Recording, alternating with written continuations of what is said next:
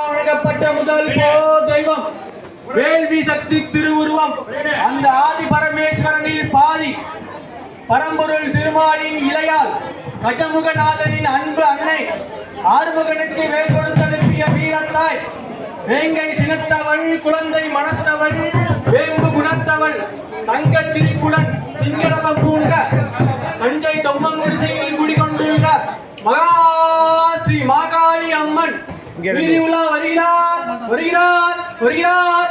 Focus வச்சிருங்க.